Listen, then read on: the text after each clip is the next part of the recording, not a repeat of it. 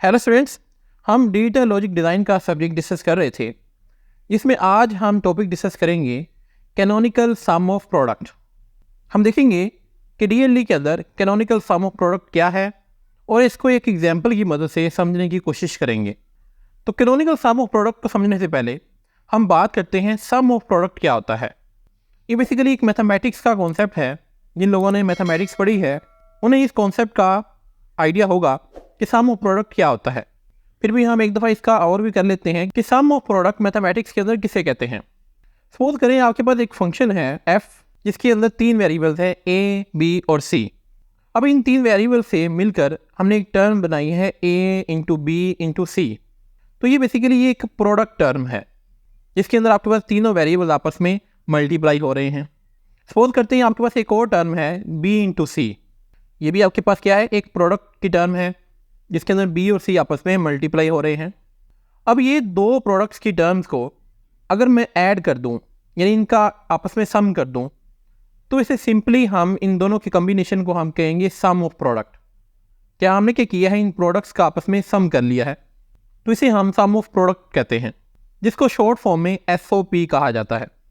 तो ये एक बेसिक सा कॉन्सेप्ट था सम ऑफ प्रोडक्ट का।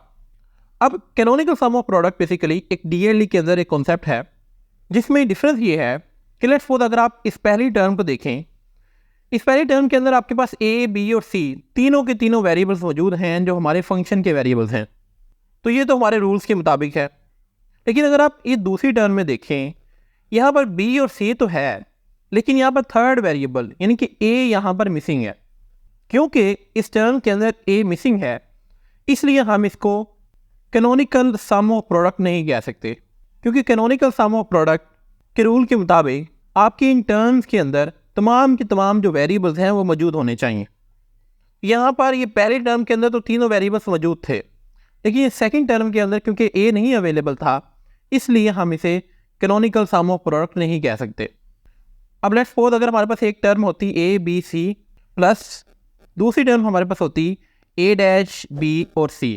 तो यहाँ पर दोनों टर्म्स के अंदर सारे के सारे हमारे पास वेरिएबल्स मौजूद हैं, तो इसको हम कह सकते हैं कि हमारे पास क्या है, कैनोनिकल सम ऑफ प्रोडक्ट है।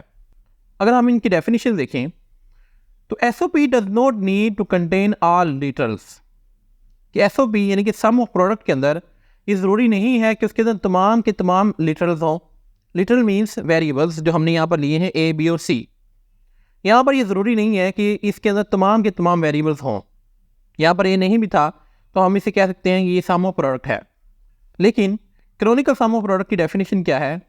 In canonical form each product term must contains all literals. कि कैनोनिकल फॉर्म के अंदर हर प्रोडक्ट टर्म के अंदर तमाम के तमाम लिटरल्स का होना ज़रूरी है।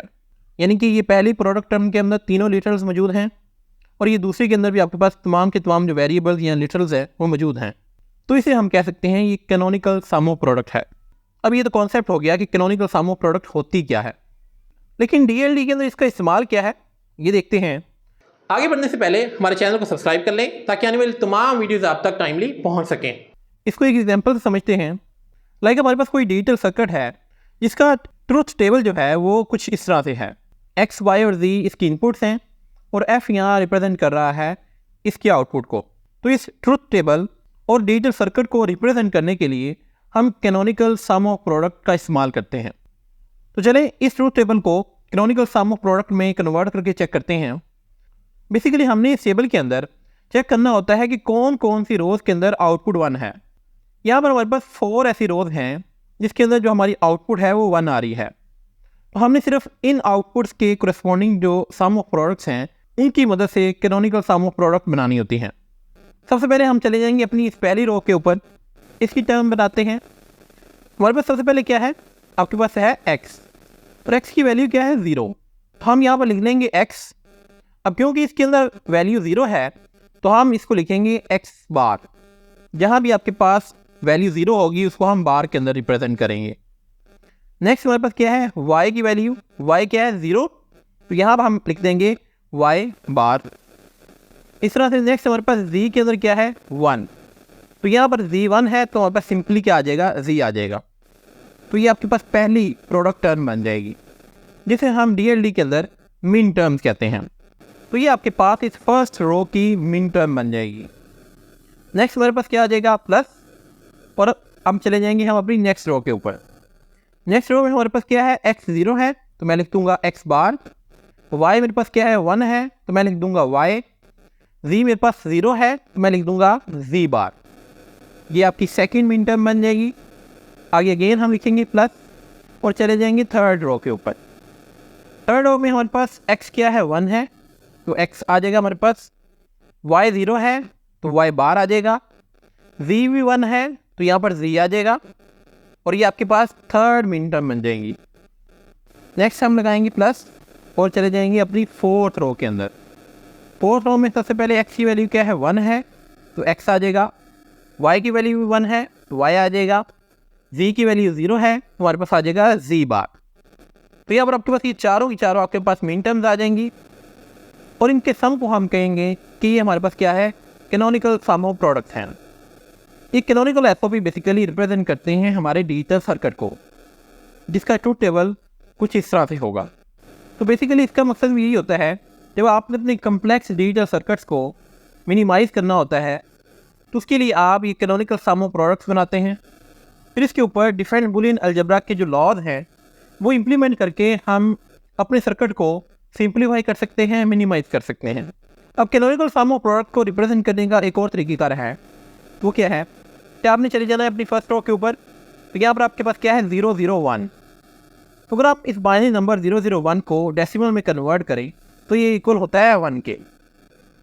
नेक्स्ट अगर आपके पास क्या है 010, तो 010 को अगर डेसिमल में कन्वर्ट करें तो ये बनता है 2।